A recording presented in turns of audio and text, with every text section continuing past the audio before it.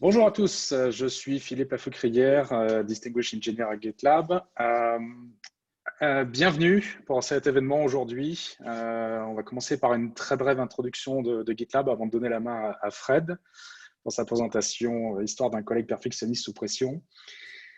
Donc avant de démarrer, à GitLab, l'une de nos valeurs, c'est la diversité, l'inclusion et l'apparence, tout ça en même temps dans une seule valeur.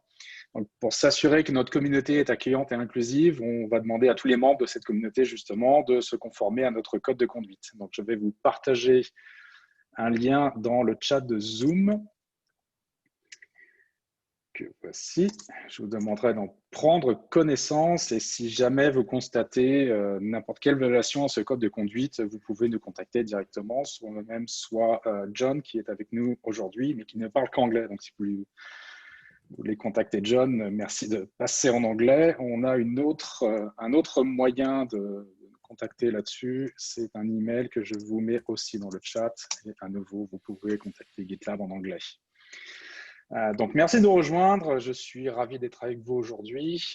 Pour ceux qui ne connaissent pas GitLab, GitLab, c'est une chaîne d'outils DevOps complète, disponible sous la forme d'une application unique. Donc, c'est une seule interface, un seul moyen de communication, un seul modèle de permission, mais des milliers de fonctionnalités. Vous serez très étonné de tout ce que GitLab peut faire aujourd'hui. Ça a énormément évolué au cours des dernières années et ça ne fait que commencer. Donc, GitLab, c'est un produit, ce qu'on appelle open core, c'est-à-dire que c'est un noyau qui est disponible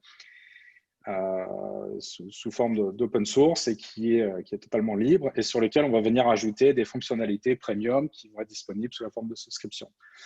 Tout le monde peut contribuer à GitLab. Cet open core est totalement libre et ouvert. Autre fait intéressant sur GitLab, on est la société 100% remote la plus grosse du monde. Tout simplement, on a 1300 employés. Et au passage, si vous devez travailler à distance à cause de la COVID-19, sachez que vous pouvez retrouver tout un tas d'informations dans notre handbook. Le handbook, c'est le manuel des employés chez GitLab. Je vous mets aussi un lien dans le chat ici, ainsi qu'un lien vers un livre blanc que nous avons écrit et qui rassemble tout un ensemble de bonnes pratiques autour du travail en remote. C'est quelque chose qui a été téléchargé déjà quelques millions de fois, donc ça a eu énormément de succès. Voilà, pour parler très rapidement, donc ce handbook, c'est le manuel des employés, comme je vous le disais. C'est un guide qui est totalement public, qui est totalement accessible sur Internet et ça comprend absolument tout ce qu'on fait pour faire tourner GitLab. Ça comprend notre roadmap, la stratégie de la société et plein d'autres choses. Vous pouvez le consulter librement aux adresses que je vous ai mises dans le chat et même éventuellement y contribuer puisque tout le monde peut contribuer à GitLab. Voilà, pour la présentation de GitLab, on va passer au sujet du jour. Frédéric, je vais te laisser te présenter. Eh bien, merci Philippe.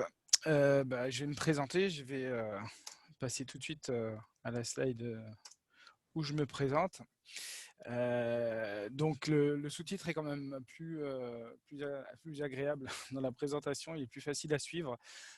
Il s'agit en fait d'une proposition d'organisation à très petite échelle avec GitLab. C'est le reflet de mon expérience de ces derniers mois. Et voilà, ce que vous allez avoir, en fait, c'est pas tellement une bonne méthode, une bonne recette. C'est quelque chose que j'ai mis en place, que j'essaye de challenger. Et en fait, je vais vous présenter ça pour avoir des retours, parce que je suis très intéressé par avoir des avis extérieurs. C'est toujours évident et facile quand on fait les choses soi-même dans son coin. Et donc l'objectif de ce talk, c'est de vous confronter à mon travail pour avoir du feedback. Donc qui je suis? Donc en fait, je suis un technicien en mécanique à la base. J'ai fait plus de 18 ans à travailler dans la logistique et l'assistance. J'ai principalement œuvré dans la gestion des humains, la gestion des clients et du matériel. Et en fait, en 2018, j'ai jamais vraiment été très très loin de l'informatique, mais j'avais quand même une tendance à faire du travail de hobbyiste. Et plus j'en mettais dans mon travail, plus je devenais j'avais des soucis avec tout ça. Donc en 2018, je retourne à l'école et j'apprends Python pendant près d'une année pour pouvoir justement continuer à fabriquer des outils de code, mais cette fois-ci qui soient fiables et à l'épreuve des usages et du contexte professionnel. Ce, ce parcours-là m'a amené, ma précédente entreprise, c'était MF2I, donc j'ai bossé une grosse année là-dedans. C'est dans cette entreprise qui était effectivement à l'échelle de 4 personnes que j'ai vraiment pu prendre le temps d'utiliser GitLab, de me familiariser avec GitLab et d'y prendre goût et d'essayer de m'en servir autant que possible pour me faciliter la tâche parce que à l'époque, j'ai passé quasiment un peu plus d'1 an à être le seul et unique développeur de cette entreprise, à démarrer l'activité. Et j'avais donc pas forcément beaucoup de temps à moi pour tout ce qui était autour du développement. Et mon souci permanent était d'optimiser ce travail-là et de faire un maximum de choses avec GitLab pour gagner du temps. Du coup, j'ai changé là depuis le mois de septembre. Je travaille pour une petite entreprise de Roubaix que vous connaissez peut-être pas. Et je dis ça en toute modestie. Je suis très heureux de rejoindre cette équipe. C'est une sacrée aventure. Ça change beaucoup de choses dans ce que je vais faire. Je fais toujours du dev, mais le contexte est tellement différent que je me suis dépêché de faire ce petit résumé et ce petit projet parce que clairement, le contexte va tellement changer qu'il y a quand même peu de chances que j'aboutisse, que je continue ce que j'ai fait chez MF2I dans mon nouveau projet. Je l'ai dit en introduction, c'est un projet expérimental qui est en cours de développement, qui sera sans doute posé dans les prochains temps parce que voilà, j'aurai peut-être pas forcément le temps d'y accorder autant de temps que je le voudrais. Il y a certaines choses que j'ai pu mettre en place dans un contexte professionnel, d'autres que j'ai pas pu faire, mais que je vais vous les présenter quand même. Ce petit meet-up est la suite du meet-up de l'année dernière qui a pu être donné sur Lyon. Voilà, le titre est forcément un clin d'œil au slogan de Django pour ceux qui connaissent ce framework Python. Et du coup, voilà, je vous présente tout de suite l'idée derrière tout ça. L'idée, elle naît déjà à la lecture du handbook. Donc, il vous a été présenté par Philippe en introduction. Le handbook, voilà, a été quand même un moment assez intense pour moi. Alors, je n'ai pas la prétention d'avoir tout lu. Il est énorme. J'ai regardé encore l'autre jour. Si vous regardez dans l'intro du handbook, il y a une équivalence en nombre de pages qui est donnée. C'est vraiment du très gros ouvrage. Si je dois dire 2 mots sur le handbook, moi, ce qui m'a frappé, ce qui m'a séduit avec cet outil-là, c'est la quantité d'informations qui habituellement ne dépassent pas les portes d'une entreprise. Là, elles sont à dispo de public. Qui plus est, dans un contexte de société de services informatiques, il y a énormément de bonnes idées. Alors, j'avoue que j'étais sans doute certainement déjà en phase avec beaucoup de valeurs qui étaient présentées là-dedans, mais il y a beaucoup de choses qui sont annoncées et qui sont organisées, qui ont permis de faire des déclics. Donc voilà, je ne saurais que trop vous recommander. Le handbook, clairement, est à la base de cette idée-là. La deuxième chose qui a permis la naissance de ça, c'est l'arrivée d'un premier collaborateur. Et voilà, on était en plein confinement. Coronavirus et il se trouvait qu'au mois de mai, je devais avoir un nouveau collaborateur qui arrive. J'avais travaillé plus d'1 an tout seul et je me suis dit, mais là, concrètement, ça va être compliqué. Comment je vais pouvoir m'organiser pour partager ce travail, pour extraire ce qu'il y a dans ma tête et qui va être intéressant pour mon collègue et avoir une source de documentation qui soit sérieuse. Le dernier point, c'est un petit tuto vidéo qui est proposé par Christophe, que je crois avoir vu d'ailleurs parmi les spectateurs. C'est pas rien cette histoire parce que voilà, les 4 éléments ensemble ont fait que je me suis lancé dans ce projet-là. Sans doute un des éléments manquait. Et sans doute tout ça, je ne faisais pas ce travail. Donc les objectifs, ils sont assez simples, ils sont 4. Il faut ranger. Voilà, le code, c'est des outils, c'est de la documentation, c'est plein de choses. Donc, il faut que ça soit rangé parce que quand mon collègue arrive, si je dois lui expliquer toutes les 5 minutes où est-ce qu'il va trouver quelle information, quelles ressources, quel souci, tout ce temps-là, il est précieux, il n'a aucune valeur ajoutée, il est perdu. La deuxième chose que j'avais pour but, c'est de documenter. C'est quelque chose qui m'a toujours suivi dans mon ancien métier, dans mon ancienne vie. L'informatique permet de le faire avec des outils vraiment de manière très facilement et de manière assez efficace. La réutilisation était l'objectif aussi. Je l'ai mis en 3e point pour cette présentation, mais dans la réalité, c'est la dernière chose que j'ai faite. Et la collaboration, parce que voilà, c'était pour moi les 4 piliers importants et en tout cas, ces 4 points que j'avais besoin de régler. Et c'est de là que naît ce petit projet Forga. Donc ranger comment? Ranger avec les groupes GitLab. Donc GitLab va proposer des groupes, mais GitLab va surtout proposer des sous-groupes. Et du coup, ces sous-groupes vont nous permettre d'avoir une structure de rangement assez particulière. Donc on retrouve finalement ce qu'on avait dans une arborescence de fichiers. Donc là, en l'occurrence, dans nos groupes, on va pouvoir mettre des repos, des dépôts Git. Alors, je mets des petites, je sais pas forcément l'habitude, mais ouais, clairement, les petites icônes qui rappellent en tout cas le contexte de l'outil ou du client ou de l'idée. Ça permet quand même de se retrouver assez visuellement. On va pouvoir aussi mettre dans les groupes des utilisateurs. Voilà. Donc là, en l'occurrence, sont mis en avant les 3 groupes dans lesquels, finalement, je compte ranger mes utilisateurs. L'intérêt de tout ça, c'est qu'après, mes groupes, je vais pouvoir leur donner des accès à des projets. Et donc, je n'ai pas à me soucier quand les utilisateurs rentrent dans le groupe, sortent du groupe, rentrent dans l'entreprise, sortent de l'entreprise. J'ai fait un groupe visiteur, donc voilà, si pour des raisons X ou Y, vous avez besoin d'accorder des droits à votre forge logicielle à des personnes extérieures de l'entreprise, vous les ajoutez au groupe visiteur et vous vous assurez que le groupe visiteur a accès vraiment au strict minimum nécessaire. Pareil pour Devel, l'équipe de développement, elle va avoir ses développeurs à l'intérieur, éventuellement des sous-groupes avec différents types de développeurs, vos clients avec leurs projets et leurs accès aux différents projets. Donc voilà. Mais les groupes peuvent aussi contenir d'autres groupes. Donc on appelle ça des sous-groupes. C'est ce qui est intéressant dans la démarche. Je n'ai pas fait vraiment de benchmark sur les outils concurrents. Moi, je commence à découvrir. Alors GitHub, tout le monde connaît.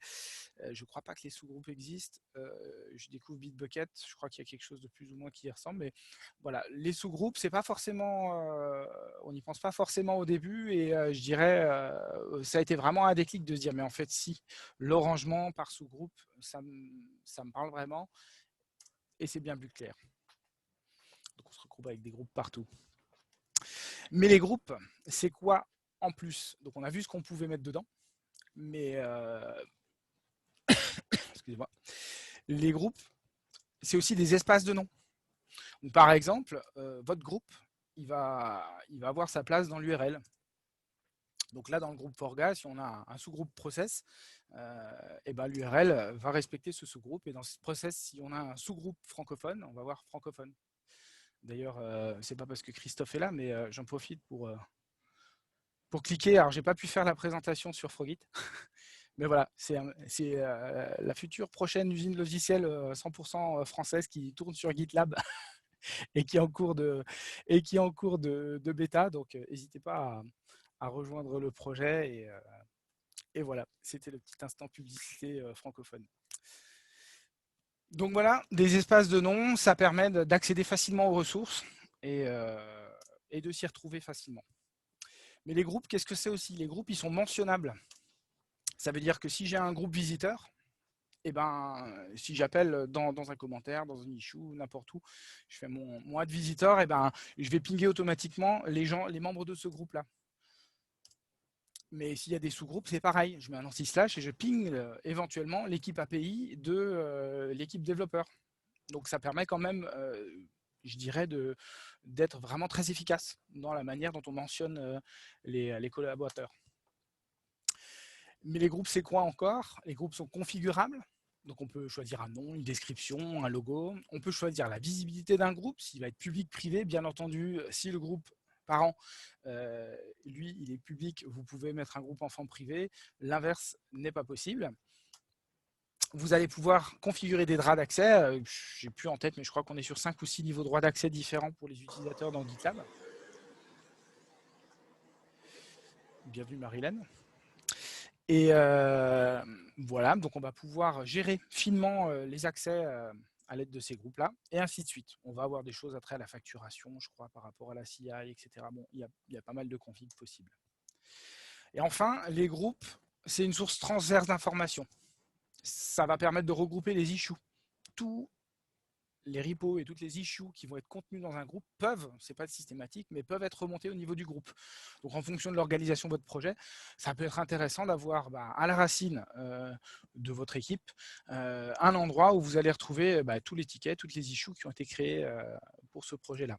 Pareil pour les merge requests.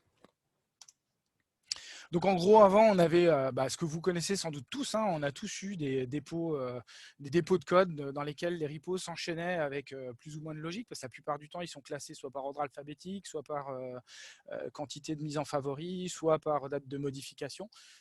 Mais voilà, clairement, mon repo de travail, alors c'est pas celui-là que j'ai pris en photo, mais j'ai pris en image, mais clairement, voilà, cet enchaînement de repos, quand il y a votre collaborateur qui arrive et que vous lui dites non, mais alors attends, ça c'est dans tel groupe, ça c'est dans tel groupe, ça c'est dans tel groupe, sachant que potentiellement l'ordre va changer et évoluer, c'est naze.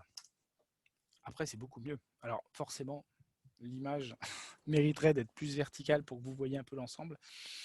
Mais voilà le travail qu'on va pouvoir réaliser avec les groupes. La partie documentation. Donc la partie documentation, que je reprenne mes petites notes. Le principe, il est toujours celui-là. Single source of truth, c'est la source unique de vérité. C'est pas propre à l'informatique. Je pense que toute organisation humaine qui se respecte se doit d'avoir ces principes-là vraiment ancrés au plus profond de son organisation. On a un seul endroit pour trouver la bonne réponse à sa question. Et surtout, on doit pouvoir mettre à jour, publier, faire évoluer cette documentation de la manière la plus facile que ce soit. Et si possible, tout le monde doit pouvoir y avoir accès. Donc, Philippe l'a annoncé en introduction, un des slogans de GitLab, c'est Everyone can contribute. Cette maxime-là, vraiment, je pense que tout le monde a intérêt à la récupérer et à la faire sienne. J'ai tiqué, je crois qu'il y a 4-5 jours, j'ai le lien, je pourrais vous le passer éventuellement par la suite, je pourrais le mettre en commentaire. Sid, qui est le fondateur, le cofondateur et PDG de GitLab, a fait une pull request pour corriger une faute d'orthographe dans je ne sais quel projet du groupe. Et voilà, c'est rigolo de se dire que même le PDG, il va pouvoir corriger une faute d'orthographe dans votre outil et dans votre travail, quoi. Mais aussi des gens extérieurs, etc. Donc ça, c'est vraiment quelque chose qui a été très, très important pour moi. Pour y arriver, j'ai choisi quelques outils ciblés, donc MKDocs, qui est un générateur de sites statiques. Je ne vais pas rentrer dans le détail, je ne sais pas si tout le monde est familier avec ce type d'outil-là. Le principe est assez simple. On va à un moment fabriquer un site internet. Et ce site internet-là, il sera disponible tel quel. Et à chaque fois qu'on fera une modif, on va le régénérer. Et donc, les gens vont pouvoir accéder à ça de manière facilement. Ça s'héberge facilement. GitLab permet d'héberger ça au travers des pages, la fonctionnalité qui permet donc d'héberger des pages statiques. Et GitLab CI va permettre de générer autant de fois que de commits que de nécessaire, que vous le souhaitez, ce site statique. Moi, j'utilise aussi Pelican pour mon blog. C'est pas mal, Pelican, ça fait très bien le boulot pour du blog, mais je dois reconnaître que là, dans ce contexte de documentation, la simplicité, la facilité devait être vraiment la priorité, et Pelican est peut-être un petit peu plus pénible à mettre en place et à maintenir. MKDocs, c'est vraiment un outil très, très, très simple. On va le voir vite fait.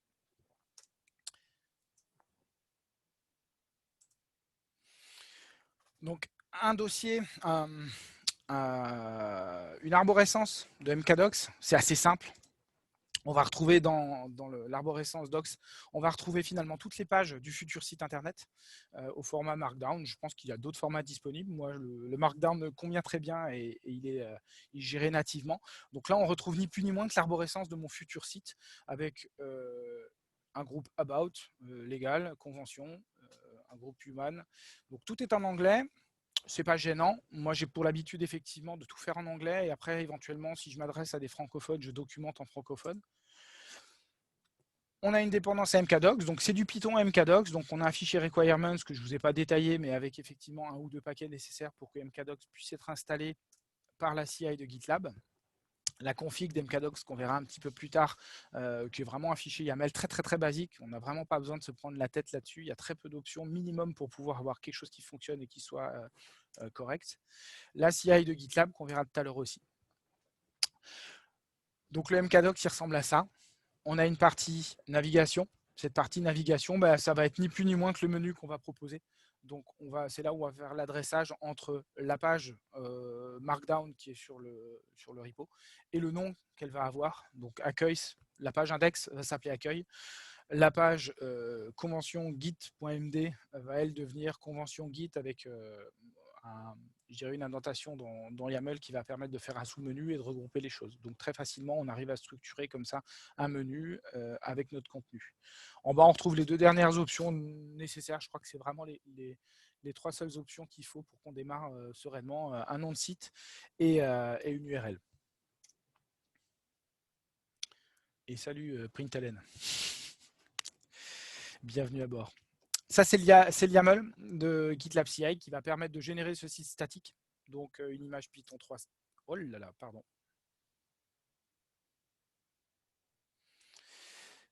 Donc, c'est le YAML, voilà. Un Python 3 léger pour pouvoir générer le site statique avec MKDocs. On notera la particularité, c'est que, et c'est là où l'intérêt d'une CI vraiment s'apporte, c'est que mon README, mon fichier readme.md, mon fichier license.md, ils sont dans mon repo, ils font partie de mon code. Quand les gens vont sur GitLab, voilà, c'est des fichiers qui sont attendus pour pouvoir proposer de l'information aux gens qui visitent le repo. Ces informations-là, je veux qu'elles soient également dans la version finie du site qui sera générée, mais je n'ai pas envie de les recopier et d'avoir le problème de les mettre à jour en simultané avec des écarts, etc. Donc, du coup, j'utilise la CI et je copie mon README en un fichier à ce moment-là qui fera partie du projet au moment où la CI se déroule.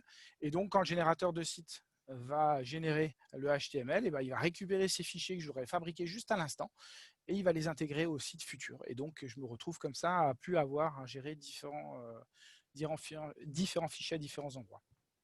Je ne reviens pas sur les autres options. Artifacts, ça c'est par rapport à la gestion des pages statiques sur GitLab. Et puis Only, ça va me permettre de déployer un nouveau site uniquement quand il est dans la branche production. Réutiliser, c'était le troisième point qui était important pour moi. Donc, réutiliser. C'est-à-dire que là, en l'occurrence, on va parler Python, on va parler Django vite fait, mais dans les grandes lignes et dans les grands principes, on va pouvoir traiter toutes sortes de langages et de techno. Hein. Je veux dire, là-dessus, GitLab, il n'y a pas de problème, fait pas d'abstraction. Ça, c'est un souhait que je traîne depuis la fin de mon étude en Python. Et j'avoue que je déteste absolument répéter les mêmes choses, les écrire à des endroits différents. Bref, l'idée du dry est quelque chose de vraiment sérieux pour moi. Et donc, dans l'usage de Django, j'avais quand même besoin d'avancer sur ce sujet-là, quoi. J'avais rien noté. Non, c'est bon. Donc là, pour vous illustrer un petit peu l'idée de la manip, c'est qu'on crée en fait un client fictif, un projet client. Donc, c'est un repo Git qui va être rangé naturellement du coup dans le groupe Forga client Acme. C'est comme ça que je l'appelle. Ce groupe, il va pouvoir être constitué de deux choses différentes. Il va utiliser les outils Django qui sont déjà dans le groupe, donc Forgatool Django. Si vous faites du JS comme l'autre Philippe, vous pouvez mettre un Forgatool JS et mettre tous vos repos JS dedans, vos outils JS, etc. Et ainsi de suite, même à la limite. On peut effectivement créer des groupes qui ne sont pas attachés à un langage ou à une techno, mais simplement à des besoins divers et variés, quoi. Donc, du coup, dans ces outils, on va retrouver un package Python Core, qui est finalement, pour ceux qui connaissent Django, qui va être le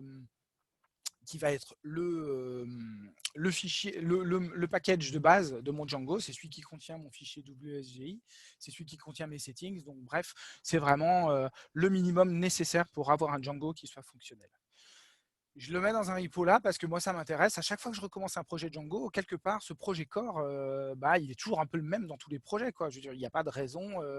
Mes types de configuration, éventuellement dedans, je vais pouvoir avoir glissé des outils de développement ou des outils de log, des bricoles. Et donc, si j'ai 10 projets Django en cours de route, à chaque fois que j'ai une bonne idée, que mon makefile évolue, etc., ça va être pénible de me dire « Ah là là, il faut que je le déploie dans tous ». Donc l'idée là, c'est de se dire « Ok, j'ai un projet core, je mets tout ce qui est basique et qui va être partagé par les autres projets dedans ». Ça me permettra ensuite de faire des git pull et de récupérer cette mise à jour dans tous les différents projets. Le deuxième projet que j'ai glissé là-dedans, bah, il s'appelle One-to-One. Alors le nom est peut-être pas super pratique, mais c'est un projet que j'avais à un certain temps où j'avais besoin d'essayer une liaison en base de données One-to-One avec un modèle Django et puis de mettre ça dans un formulaire sans qu'on se rende compte qu'il y ait une liaison au niveau des données. Et du coup, par exemple, là en l'occurrence, ce projet, on peut très bien imaginer qu'il soit réutilisable dans d'autres projets. Et donc, il est dans un repo séparé. Donc, du coup, l'intérêt de cet exemple client, il est de pouvoir mêler finalement deux repos ensemble, d'avoir le développement de chacun de ces deux repos qui puissent se poursuivre en parallèle dans les repos respectifs. Et le jour où ces projets évoluent, je vais pouvoir, moi, dans mon projet final client, Acme, récupérer ces modifications et en faire bénéficier mon projet. Et à l'inverse, si jamais en bossant sur mon client, je me dis ah punaise, la feature là par exemple, j'ai une nouvelle manière d'afficher les logs dans mon Django, ça intéresse potentiellement tous mes projets, et ben je vais pouvoir la rajouter depuis mon projet client simplement en gérant les différentes remotes.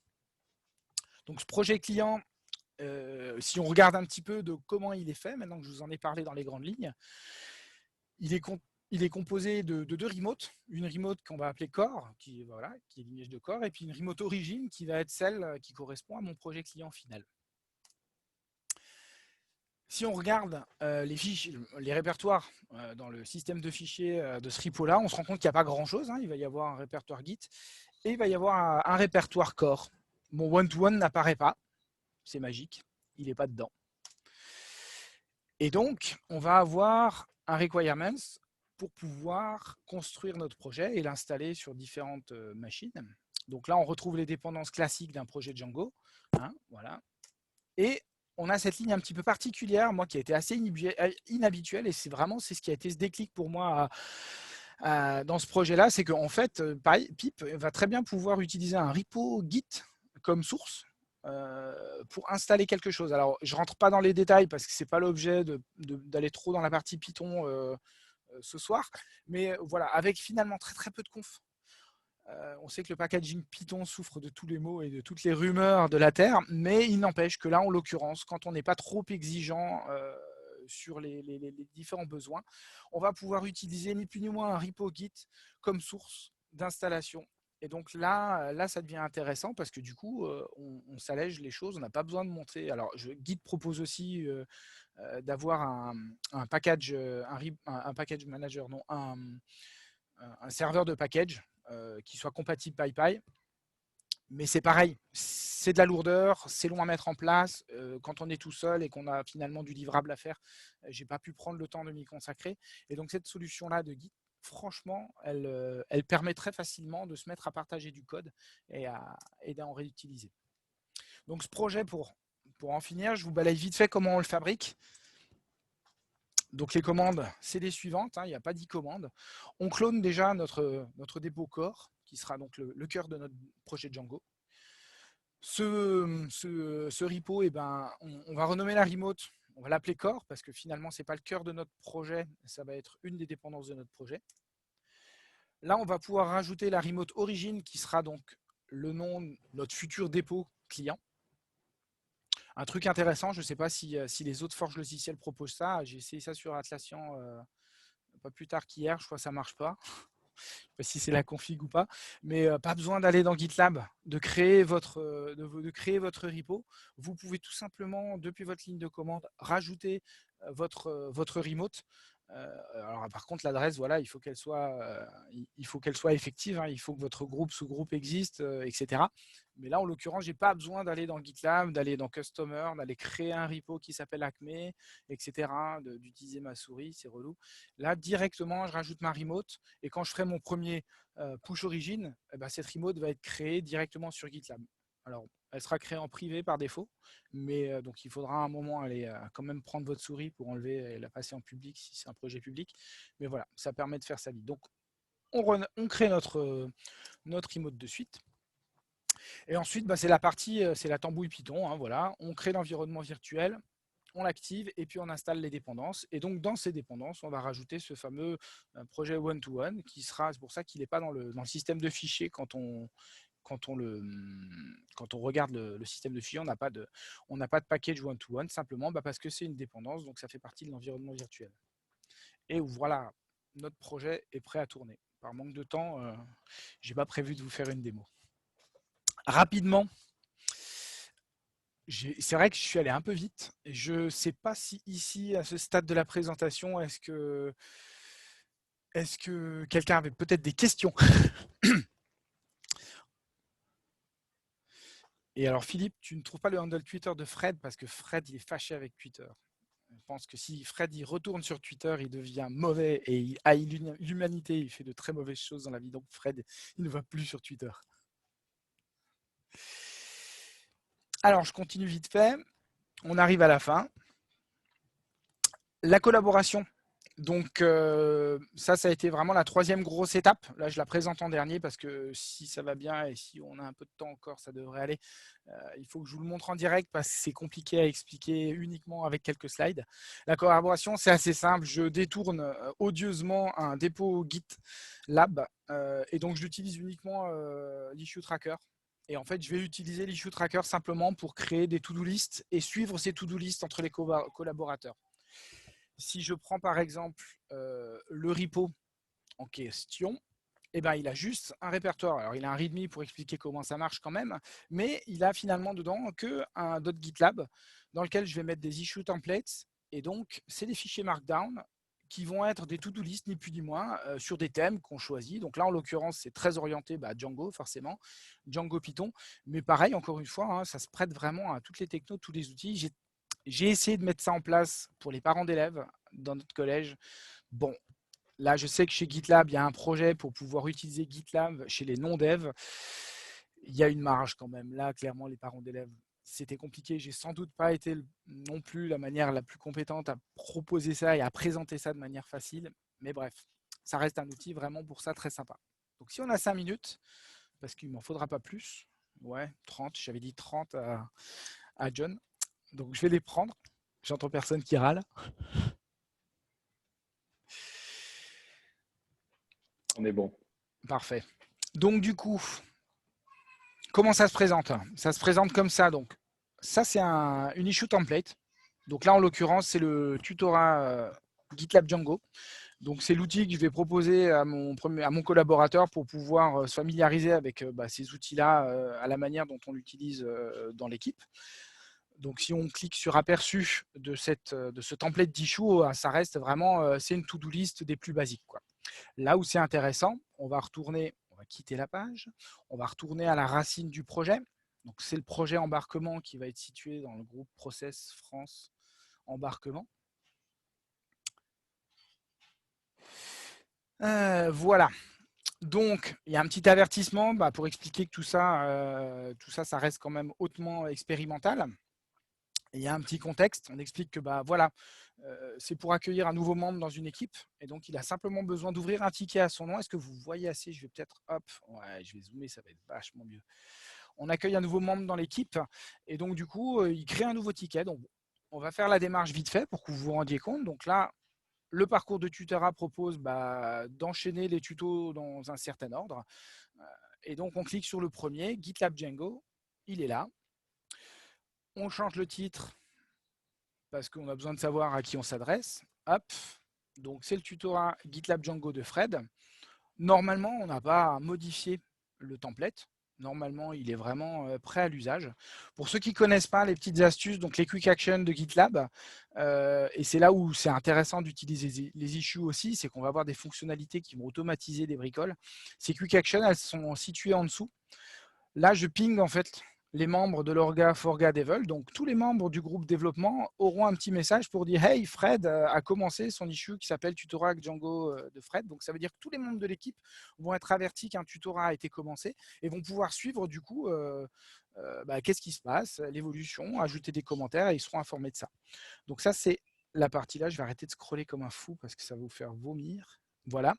Ici, on a une Quick Action Assign qui va permettre d'assigner l'issue à la personne qui l'a créée. Donc là, il se trouve que c'est moi, donc elle me sera attitrée directement. On peut automatiquement dire que au moment où je vais la créer, la date de fin sera prévue pour dans 2 semaines.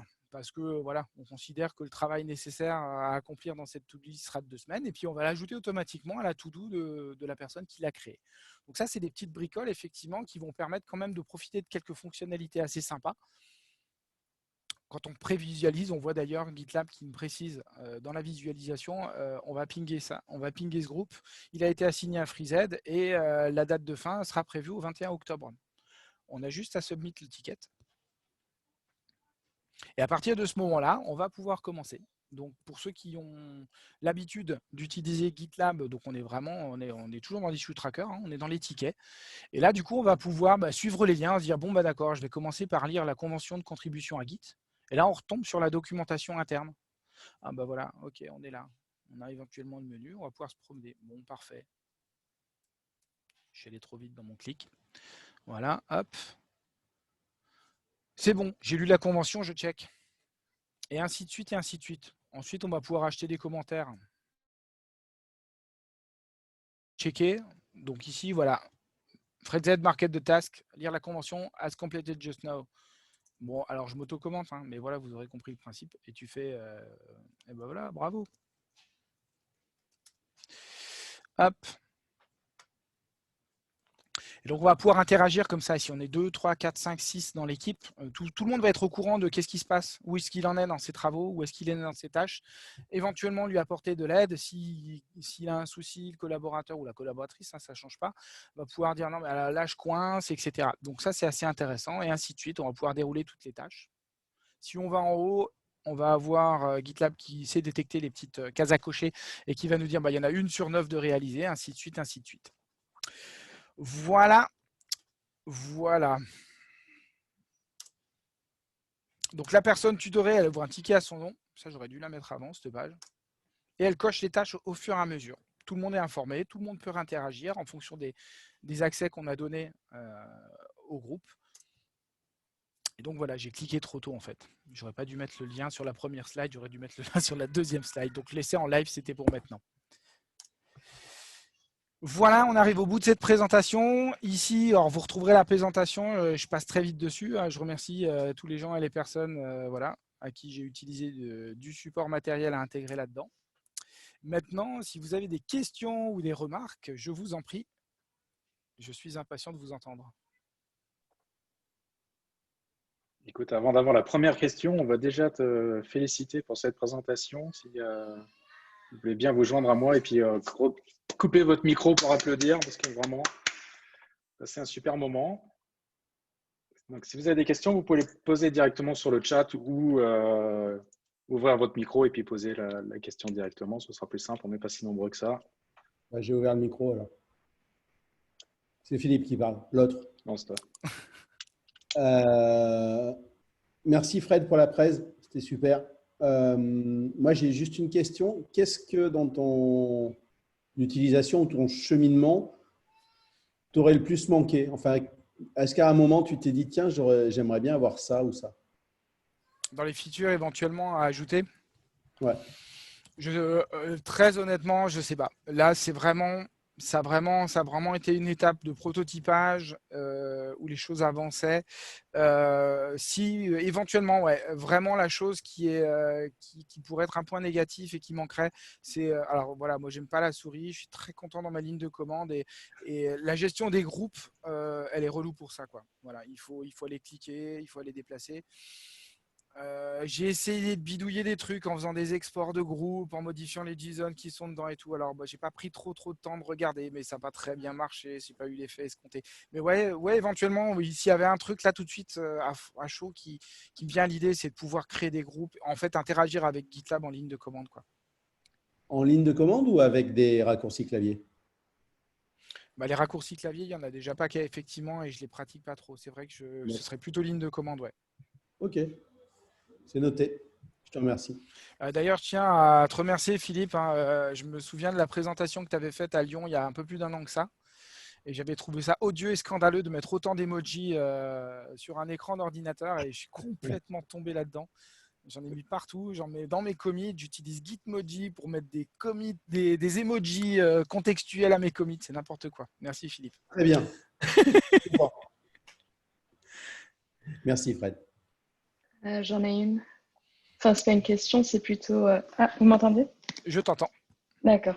Alors, je me demandais justement, c'est plutôt au niveau des options qui auraient pu aider pour les packages. Donc, j'ai vu qu'on a, pour le projet, on utilise les requirements.txt. Et donc, il y a la liste de toutes les dépendances. Donc, sur GitLab, on a l'option de créer des packages avec Pipe. Et je me demandais justement si c'est envisageable en fait d'avoir son propre registre Python sur GitLab. Alors, c'est possible. J'ai lu la doc vite fait en travers. Et sans te mentir, j'ai dû lire ça dans les 15 derniers jours de mon boulot au mois d'août, mois de septembre, mois d'août. Et j'ai dit, waouh, j'ai pas le temps. Voilà.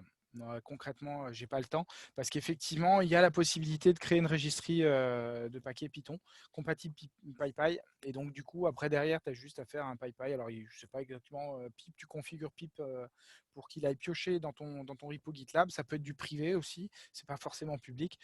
Donc, non, ça existe. Ça existe d'ailleurs pas que pour Python. Les gens de GitLab pourront sans doute confirmer les autres langages qui peuvent être comme ça packagés. Enfin, en tout cas, quelle registrie on peut rajouter. Mais oui, ça fait partie des features et je ne les ai pas creusés clairement par manque de temps, quoi. Donc, je confirme effectivement, il y a bien le support de Python dans ce qu'on appelle le Package Registry. C'est dispo depuis GitLab 12.10, donc ça fait un moment que c'est sorti. Parmi les autres technos qui sont supportés, il y a PHP, C++, Go, Java avec Maven, JavaScript avec NPM, .NET avec Nugget. Et il y a toute une liste là dans le lien que je vous ai partagé de technos pour lesquels vous pouvez contribuer. On a très souvent des personnes extérieures à GitLab qui, par exemple, vont avoir besoin de ce support-là pour Puppet et puis qui vont développer la fonctionnalité en collaboration avec nos équipes. Et puis, voilà, ça sera livré dans une version ultérieure de GitLab. Sachant qu'on a une release de GitLab tous les mois, pour ceux qui ne connaissent pas, tous les 22 du mois. Il y a une nouvelle version de GitLab qui sort, quoi qu'il arrive, même juste avant Noël. Et pour vous dire à quel point c'est stable, on a fait un peu plus de 100 releases. Philippe, si tu as l'info complète, je pense qu'on a dû faire 108 ou 110 releases d'affilée sans jamais rater un 22 du mois. Je n'ai pas le chiffre exact, mais depuis que je suis là, je n'ai jamais vu une release manquée. Voilà, donc, et ça fait bientôt 3 ans. Et moi, j'utilisais GitLab déjà avant de rejoindre GitLab, ce qui remonte à loin. Là, ça fait 3 ans moi, que j'ai rejoint GitLab, ce qui, en année GitLab, compte un peu pour 21 années. On utilisait déjà GitLab avant et j'avais souvenir que tous les 22 du mois, c'était un peu Noël pour nous. On avait tout un flot de nouvelles fonctionnalités qui arrivaient. C'était assez magique. Et voilà, ça continue. Je voulais juste ajouter, au niveau des packages, en fait, il y a aussi l'option de créer des packages depuis la GitLab CI. Donc, pour ce projet, donc c'est tout à fait possible. En fait, c'est depuis la dernière release, il y a l'option d'ajouter ça depuis la GitLab CI. Parce que c'est juste une question en fait de créer le pip RC, le pipe RC, je ne sais pas comment ça s'appelle, mais la configuration du moment qu'elle fait partie de le fichier plutôt du moment qui fait partie du projet ou du repo, il y a moyen d'y accéder depuis la CI. Ok, merci.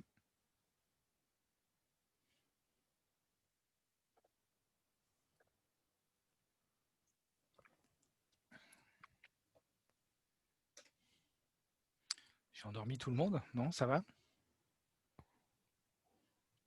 C'était assez intense. Hein, ouais, c'est un peu mon problème. Alors, je suis désolé, je m'excuse. C'est vrai que c'est la première fois. Alors, j'ai déjà du mal avec le rythme en physique.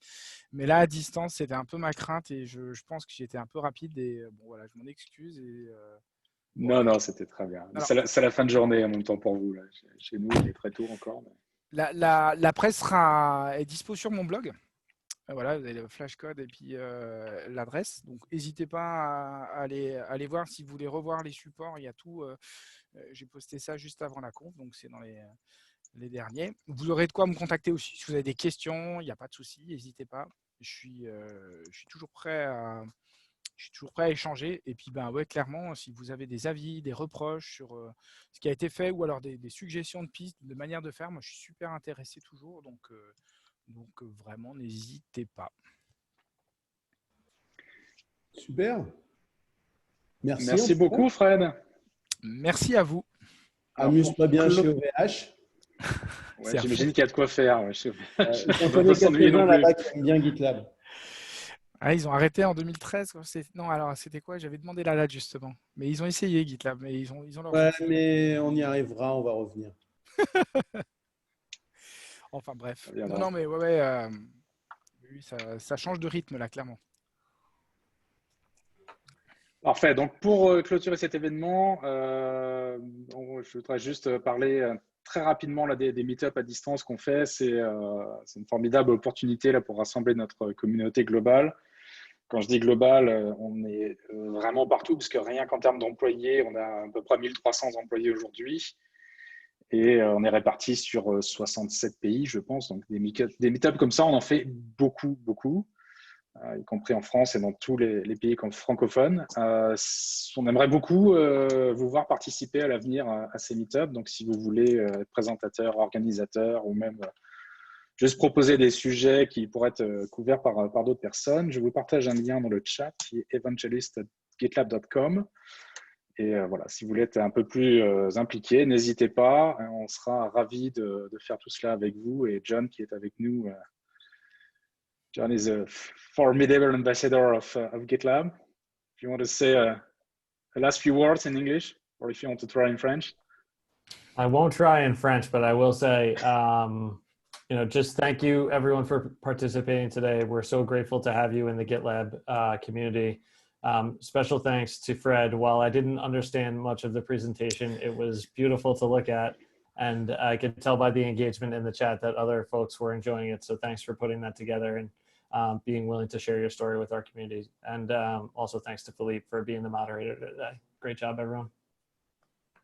Un plaisir. Merci à tous. Bonne fin de journée et à bientôt.